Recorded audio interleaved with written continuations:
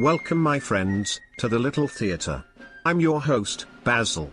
Please take a seat as we stage for you, the podcast of the Ghosts of Cape Cod. The book, written by Bill Russo, was a #1 seller in its category on Amazon and Kindle. It's also an audiobook, on Audible, iTunes and many other sites. Now, for the first time, we present dramatized, podcast versions of chapters from the book. Today's episode takes you to a place where you do not expect to find ghostly apparitions. The most likely places to run into wandering spirits and ghosts include hotels, graveyards, hospitals, old homes and battlefields. But on Cape Cod, it is said that a snorting bay mare, named Mehitabel, and her odd-looking master, dressed in an oversized greatcoat, haunt churches. In fact, he has haunted all 13 of the island's original congregational meeting houses. Now, with the ghost of the 13 churches, is our friend, Hiram. Thank you, Basil. As you said, we're going to meet a ghost who haunted churches. In fact, he haunted every one in colonial Cape Cod. Now, as in most cases, the only proof we have is the eyewitness accounts. And in fact, we do have an eyewitness account from one of the farmers who toiled in the soil in the town of Barnstable, during the days when most Cape Cod men were sailors and fishermen. Our witness was a solid citizen, a hard-working and sober man. And so when he spotted something very strange, after finishing his work for the day, he went straight to the selectmen and gave his story. Being the well-known man he was, his report was given credence by a number of important townsmen. Here is what he said. On January 9th, I was walking to my house, and passed near the old graveyard in Barnstable. I stopped short when I heard the clatter of hooves. They were coming down the old King's Highway. I heard wagon wheels squeaking on the hard roadway where in the olden days, it was green with hay. The buggy came into view. It was unlike any I had ever seen in books, or in person. Completely enclosed, it had just a few small openings. A pair of letter-sized side slits were visible, and a bigger one in the back. In front was a still larger cutout. From the frothy, snorting bay mare's bridle snaps, the reins coursed up over the back of the horse and into the front opening where an overflowing stream of swearing was building like a symphonic crescendo. Damnation and thunder of Jehovah. The horseman screamed. Where is my money? Where is my land? Gadzooks Mehitabel, I fear the Scobolockers have squandered everything. He reined in the mare and got down from the buggy. I saw his face clearly and it was the same pale, icy color as that night's full moon. The visage was scary, but his clothing was worse. He was not a small man, yet he nearly disappeared inside an overcoat that was many sizes too large for him. It appeared as if it were fashioned from cowhide, with a shiny green lining, that might have been ripped from a billiard table, and sewn in. The apparition screamed again. Mehitabel, it called to the mare. You will run tonight like you never have run. We will go to the meeting house to find the money, and if it is not there, then we will go to the next church. We will visit all 13 parishes until we have an answer. And they will all answer to Dr. Abner Hersey, or I will know the reason why. The man in the greatcoat rose from the ground, as if being lifted by invisible hands, and passed through the buggy door, without opening it. I had suspected it, but then I knew for certain that I was seeing a real, live ghost. When the witness told the town clerk what he had seen, an immediate investigation of municipal and church records was begun. The results of that investigation, along with corroboration from one of America's leading physicians, have given us a detailed image of the life of Dr. Abner Hersey. Whether the facts prove his ghostliness in the afterlife is for you, who listen to the tale, to decide. Abner Hersey's story starts, of course, on the day of his birth in October of 1721 in the town of Hingham, near Boston. His father, James Jr., was a farmer and a Plymouth County constable, who died shortly after the age of 40, as had his father before him. Abner, the youngest of 3 boys, was just 2 years old when his father passed away. His mother would live to 85, a hefty lifespan for the 1700s. Although the author of this biography has unearthed a substantial amount of information from church and town records, the most credible account of Hersey's life comes from his former student, Dr. James Thatcher of Barnstable. When he passed away at the age of 90 in 1844, Dr. Thatcher left behind a number of important medical texts, authored over his long career. He was also a well-known figure in the American Revolution, being a highly placed surgeon, known even to General Washington. After retirement from the military following 8 years of service, he began his successful medical practice. Born in 1754, Thatcher was just 16 years old when he was entrusted to Dr. Hersey in Barnstable to begin the study of medicine. During a medical conference in Boston in the early 1800s, he spoke of his mentor in an interview for the Boston Glove, a weekly newspaper that advertised itself as covering the Bay State like a glove. I worked as a reporter for the Boston Glove for 37 years, and wrote many stories about Dr. Thatcher. But I think none were as interesting as the tale he himself tells of his old mentor and teacher, Dr. Abner Hersey. When I met with him many years ago, my first question was, "What can you tell us about your old boss, Dr. Hersey?" What can I tell you about Abner Hersey? He was at once the most eccentric man I have ever met, and the best doctor. Dr. Hersey was the greatest physician I've ever known, and yet, it is true, that he had virtually no actual medical training. His is a sad story. At just 17, he was sent to study medicine with his older brother, James III, in Barnstable. James had built a good practice, and had a fine reputation. Abner took to medicine quickly and was a gifted pupil. Sadly, James inherited the curse of both his father and his grandfather, a brief life. He died before the age of 40, less than 2 years after young Abner began his studies. What with their last names being the same, the ill-prepared Abner became by default the town's new Dr. Hersey. He simply took over the practice. Did he get away with it? Was he able to pull it off? Goodness, yes. He not only got away with it, he expanded the practice. What he lacked in expertise he compensated for, in compassion, observation, and hard work. Soon he began to journey the entire 64-mile length of Cape Cod, to aid his patients, from Sandwich to Provincetown. Within a few years, he had gained the respect and confidence of the entire region. He did all this in a time when it took a full day to get from one end of the peninsula to the other. He was considered the preeminent surgeon of Cape Cod by the area's 7,000 residents. You have stated on several occasions he was a bit odd. What was different about him? No, not a bit odd, was old Doc Hersey. By far, that's putting it too mildly. He was madder than a hatter. He was the strangest man I ever met, but I find it hard to speak of this, because he was a father figure to me. He never had children. His wife died young, and he never remarried. I myself was only 16 when I came to work for him. Tell me about the first time you met Dr. Hersey. I got off the stage in Barnstable, with one pair of pants, 2 shirts, a couple pairs of stockings and a few ounces of silver. Abner had come to get me with the enclosed buggy that he had made himself. All 4 sides and the roof were covered with stiff sheets of leather, nailed to wooden poles. There was not another like it, anywhere in the world. It was pulled by a striking bay mare. Mehetobel had a reddish body, which contrasted with her solid black ears, mane, and tail. The oddity of his conveyance was nothing compared to his attire. When he alighted from the buggy, I failed to see any trace of a human being for a moment, due to the overlapping folds of cowhide. He wore a greatcoat, fashioned from 7 cows. An oversized hood masked his face, and his body seemed to have been washed away by the overlapping waves of leather. At length he managed to shrug off his headgear, and I saw a calm, dignified face, that seemed fully at odds with the rest of him. He spoke softly, and welcomed me to his practice. We went to his home where I had a room of my own, but little in the way of comforts. The doctor did not drink spirits, and he did not consume animals. Raw fruit, hard nuts, and vegetables were his staples, washed down only with water from his well. For 5 years I ate in the same manner as my instructor, and though I despised it, my good health to this day may be due to the abstemious diet. The strangest thing about Dr. Hersey was his hypochondria. Always certain that he would catch whatever disease his patients had, he nonetheless dove into every case, and gave 100% of himself until a cure was effected.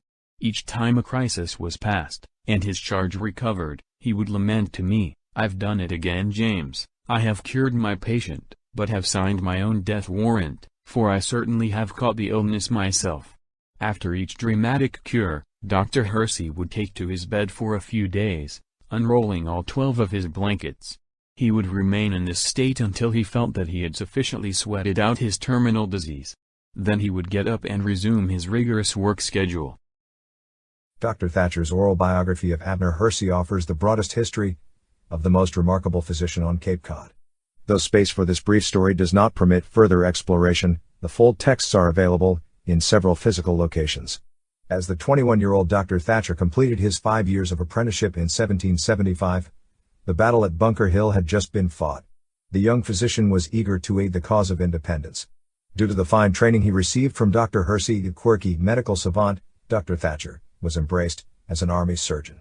He rose rapidly through the ranks, becoming well known even to the generals Gates, Washington, Clinton, and others. Thatcher was highly regarded as a medical man and served in important positions throughout the Revolution. He left the armed forces in 1783 to begin private practice. As for Dr. Abner Hersey, he became, if this were possible, even more eccentric, while at the same time single-handedly doing the work of half a dozen healers. For many years after his death in 1787, people still spoke of him in taverns up and down the whole length of Cape Cod. In exchange for drinks, said Hilliard Jr., an old-timer who survived well into the 1800s, told stories of the quaint Cape Cod general practitioner. My father was a farmer, and Abner Hersey was a farmer, as well as a medical man, so I knew him. He was entertainment for us, my brothers and sisters and me. When we knew he was coming to our house for a consultation, we'd walk 5 miles down to the Swan River just so we could follow him back to the house. Hiding in bushes and behind trees, we eagerly awaited crazy old Doc Hersey. Not that we would call him a loony, to his face. He was a serious, stern man whose hawk-like features did not invite such comments. Coming off the King's Highway, and turning onto Nobscusset Way, we heard him, before we saw him. We could hear him cursing from 100 yards away. "Damnation and hellfire," bellowed the doctor. "I would give 400 bales of hay right now for a cot to lay in, beside this horrible roadway." He ducked Mehitabel. "Faster, old girl, or the pox is going to get both of us before we ever get to that hillier place. I'm only alive now by the grace of God, and the green baize lining in my shirt." The doctor prodded his mare along, all the while cursing Josiah Spant, from whose dwelling he had just departed after treating him for smallpox. "Hold on a moment, boys, I see that I've drained the last of my ale. Telling these stories gives a body a big thirst, you know. I'm not sure I can continue. Got a scratchy throat, don't you know? It's parched, I am, gentlemen, parched, I say. Ah, that's a good lad, Jeff Standish. I see that you've just tossed a coin on the bar, so as soon as old Ebenezer the penny squeezer brings me my ale, I will again take up the tale. Ah, that's the trick. Throat feels better now. So as I was saying, there we were, hiding in the brush while the aged physician was moaning his tale of woe to the poor old bay mare. It's ill luck, Mehitabel.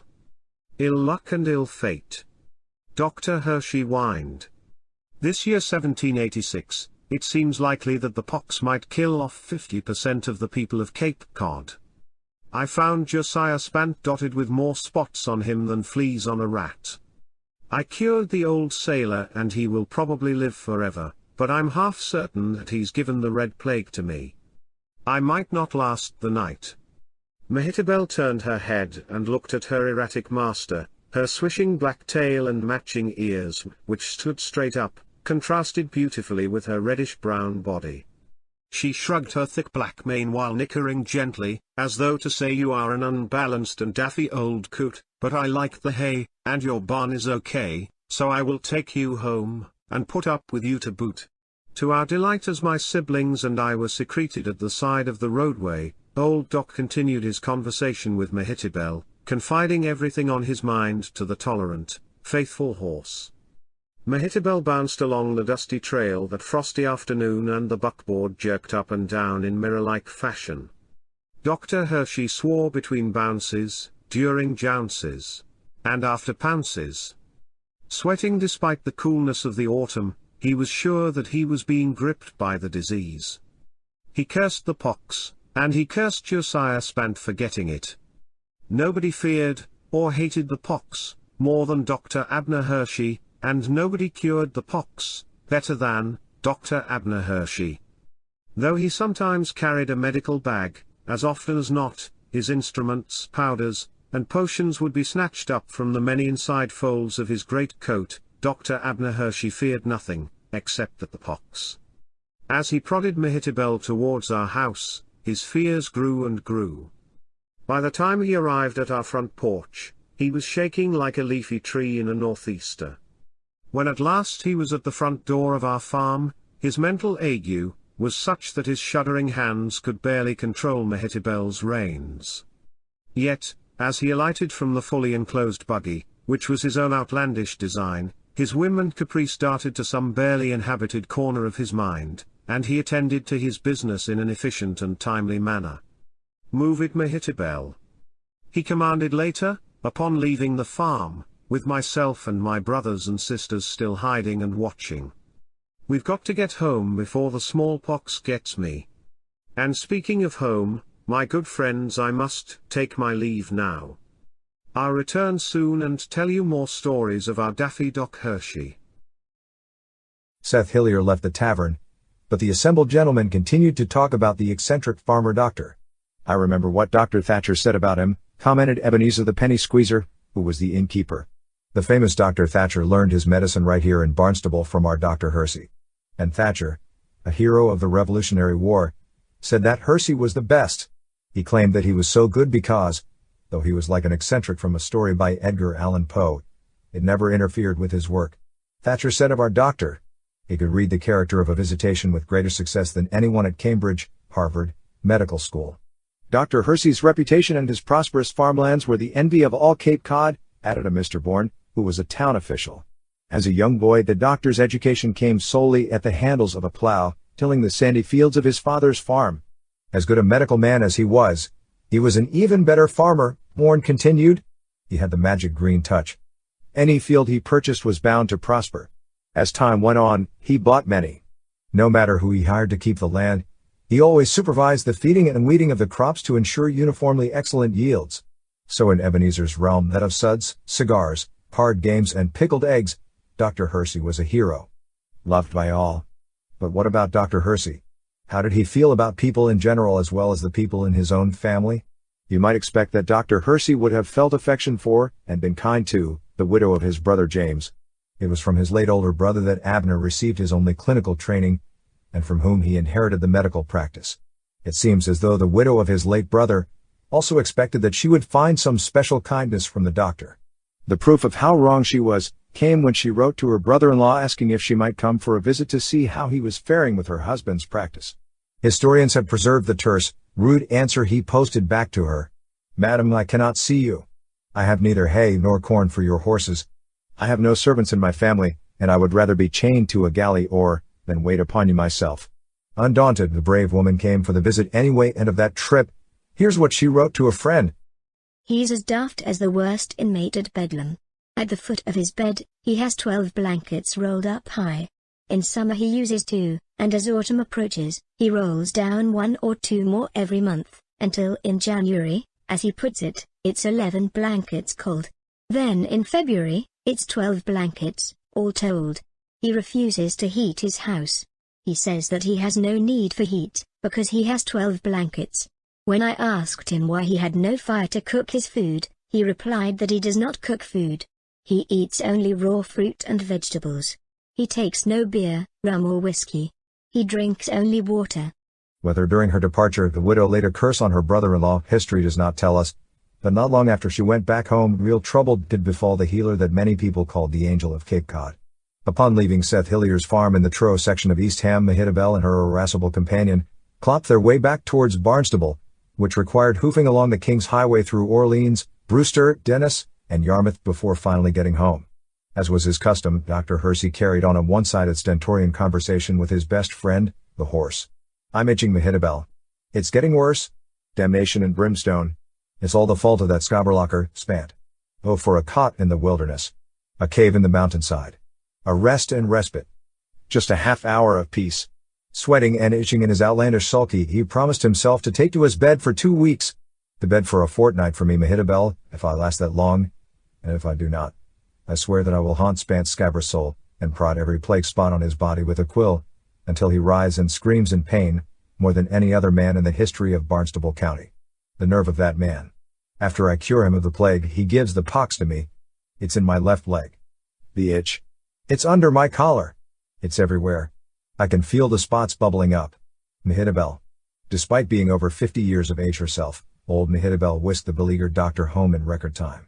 She was the first, and only horse to draw his wagon, and be his sounding board for more than 40 years. As for Dr. Hersey, he was 65 years old at this juncture, which doesn't seem too old in this day and age where people in their 80s and 90s and even beyond are living productive lives. But to Abner, 65 was a very old age indeed. His father, grandfather, and both of his brothers had died of natural causes before their 44th birthdays. He felt that it was his austere diet that kept him going for as long as he had. Whether it was the pox, or Abner himself deciding it, he knew that he was going to die within his 14-day prediction. Setting a table at his bedside, he added a sheaf of paper, and an ink bottle and quill, with which to compose his will. The reader might well wonder what kind of an estate a country doctor of the late 1700s who charged modest fees could amass. The answer is in two parts. Firstly, though his prices were reasonable, Dr. Hersey blanketed all 64 miles of the King's Highway, which is to say all of Cape Cod from Province down to the little bogs and streams that would one day be widened into the Cape Cod Canal. Those streams, marshes, and rivers almost but not quite separated the peninsula from the Massachusetts Bay Colony, which also included Maine until it was spun off on its own in 1820. Suffice it to say that he had a lot of patients, and they did not mind paying for what everyone considered the finest medical treatment in the new nation. Secondly, most of the fees he collected were plowed right back into investments. He bought land the way some farmers acquired livestock, in herds. He had been known to purchase 4 or 5 tracts in a single month. It didn't matter if they were soggy or fallow, cleared or treed. Under Abner's supervision, the land would be carefully fenced in and worked. Bountiful crops always followed. Besides his medical and farm revenues, a third consideration was his economy. You could almost use the word parsimony, except that he never spared expense on Mehitabel. He made sure her barn was clean, spacious, and dry. He provided the best hay, grass, carrots, and oats. For treats, he gave her his own best apples. His clothing, odd though it was not inexpensive. Consider how much his greatcoat must have cost. The outside was created by 7 cowskins stitched together. The lining was baize, a green woolen cloth. Coarse and thick, it has been used in clothing and more commonly on top of billiard tables for hundreds of years. An ancient English ditty recorded the date of the introduction of the fabric. Hops, the heresies, the baize and beer all came to England, 1525 was the year. Aside from these things, plus what he needed to keep his fields in shape, and for medical supplies and instruments, Abner Hersey spent almost nothing. He knew everyone, and everyone who ever saw him could never forget him. Up until the fortnight he battled the pox, his rounds as ever were all of Cape Cod. 7,000 patients he had, spread out at the rate of about 100 every mile for 64 miles over rough rutted roads. 2 days after his self-imposed banishment, the red spots began to appear. He had contracted hemorrhagic smallpox. It was the most extreme variant of one of the most extreme plagues known to civilization. It had recently wiped out half the population of Boston. Death generally marched in 24 to 36 hours after the scouting of the victim by the first dots. It was only by the massive strength of his internal will that Abner was able to keep the flame of life alive long enough to complete his earthly will. His first provisions, scratched by his trembling hands from his deathbed, were for his aged horse, Mehitabel. He left his house, 20 surrounding acres with outbuildings, and his horse to Josiah Spant. Spant was an admirer of the old bay mare, and Dr. Hersey knew she'd be in good hands with him, especially since he had cured Spant of the pox and Josiah would probably live forever.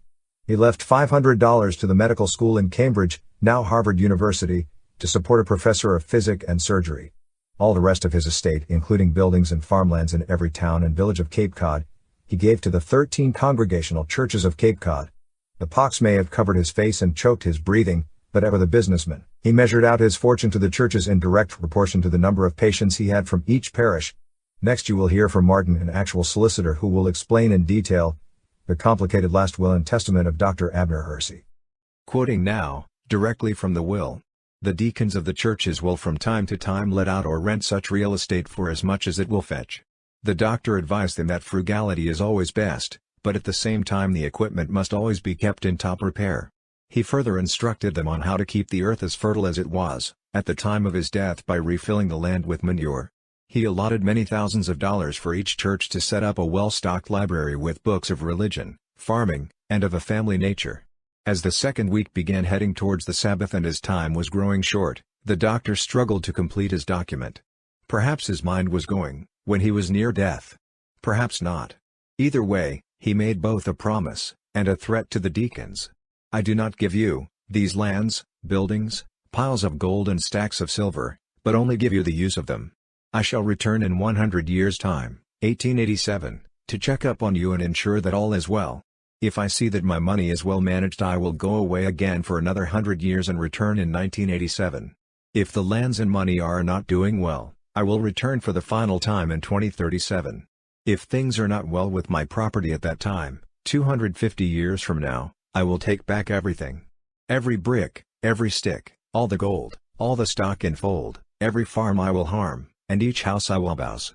So ended the will, the threat, the promise, and the life of Abner Hersey, aged 65, physician to all of Cape Cod. It was decided that 3 deacons from each parish, 39 in all, would oversee the bequests. They agreed to gather for a meeting each year at the Lydia Sturgis Tavern on the Old King's Highway in Barnstable. The tavern was built in 1754 and came to Lydia when her father died around 1780. Under her careful hand the business prospered for generations. The building still stands today, in the 2000s. The current owners offer it as a vacation rental. You can share the accommodations with spirits, of a bottled, or perhaps even a spectral nature. The tavern was started by Lydia's father, Cornelius Crocker, and was an historic meeting place for the Whigs, who favored separation from England. Many important conferences were held in the 2.5-story building on the south side of what is now called Main Street. President John Adams of Quincy, Massachusetts would later state the American Revolution was born in the Barnstable Tavern in 1761 when a speech by James Otis resulted in many Cape Codders changing their stance from Tory, loyalty to the Crown, to Whig, revolutionists. So it was, in this historic hall, that still stands proudly in the 2000s, that the 39 deacons gathered more than 200 years ago to talk about ways to spend the windfall from Abner Hersey. Their horses in stables behind the famous tavern, the 39 deacons seated themselves in 1787 for their first meeting. It was to last 3 days and much would be decided about how to maintain the lands and keep the revenue streaming in from them. This gathering came to be known as the Assembly of Saints. "Drinks first, then dinner," shouted John from Brewster, to a chorus of cheers. "Then on to Hagar's bedroom," added Martin from Falmouth, who was seconded by a Mr. Glass from Sandwich and thirded by Marcus from Provincetown. Lydia Sturgis was the young, vivacious widow of Captain Samuel Sturgis, lost at sea a decade before. She ran a boisterous establishment replete with soft custards, hard liquor, solid meals, and an area called Hagar's bedroom. It was located in one of the side rooms on the first floor, off the main hall. We don't know exactly what went on in that space besides gambling and the smoking of pipes, but we can be certain that some of the deacons were involved in things that would shock and anger the 13 ministers of the 13 parishes. As you have guessed, little business other than Simeon was conducted on that first meeting of the 39 deacons. Thousands of dollars were spent from Abner's fortune for food, drink, care for the horses, accommodations, and other miscellaneous expenses. The 39 deacons resolved that the 1788 meeting would be more productive. This lofty ideal lasted for approximately 3 drinks after the start of the second annual meeting and was tabled until the next year. During the 1789 meeting, one wag stood up and said that they should be discussing business, since the fields were not doing well. He pointed out that Dr. Hersey's land had been well cleared, highly cultivated, and bursting with the finest crops. But now, after just 3 years, with your greedy ways of cropping without manure, of not refilling the land as directed by Dr. Hersey, the fields are going arid and producing only a tenth of what they did 3 short summers ago. Pity the forests. You laid them bare. You left nothing standing, and now the wood market is glutted. The prices have fallen, and when they go back up there will be no wood to sell. Gentlemen, I swear." The man was cut short by half a dozen loaves of bread splatting on his head, along with some carrots, and a few sweet potatoes, which were thrown by a score of the assembled angels. To make it worse for the poor fellow, he was dragged outside, thrown in a horse trough, and told not to come back inside. 7 years later a crossroads was encountered, and the fate of Dr. Hersey's fortune was forever sealed. At the end of a decade of annual meetings, the income from the denuded forests and the neglected and abandoned acres had been severely diminished, and the overpadded expense accounts of the 39 deacons had been bloated, until the two sums were equal. As wasteful and unconcerned as those angels were, it still took them 29 years to spend every single penny of the doctor's money. Almost 3 decades of 3-day annual vacations in the Sturgis Tavern had finally resulted in the demise of the Golden Goose. Lydia Sturgis was a fairly young woman at the time of the first meeting. Approaching old age, she was still running her tavern in 1816 when the deacons held their last meeting. They stayed sober long enough to agree to sell off all of the remaining assets. There was, however, little to be gained from selling naked forests that had been axed until dead, or farmland that looked like burned bread. The bit of money that was gained from the sale was gone as quickly as a whiskey and a pint of ale. To be fair, it is said that the church in Falmouth did save enough of its money to build a library there. If you are ever walking down Main Street in Barnstable on a cool moonlit evening near the church and the tavern, and you hear the clatter of hooves on tarmac and a voice saying, "Damnation and thunder of Jehovah! Where is my money? Where is my land? Gadzooks Mehitabel, I fear the Scobberlockers have squandered everything." Try to overcome your fear long enough to shout to the specter. The Scobberlockers left town. But they built a library in the Falmouth parish. Say it loud and say it strong, for the pox has swelled up Abner's ears and he might not hear you at first. Say it loud enough and it might send him off to Falmouth and save you from the ghost of the 13 churches.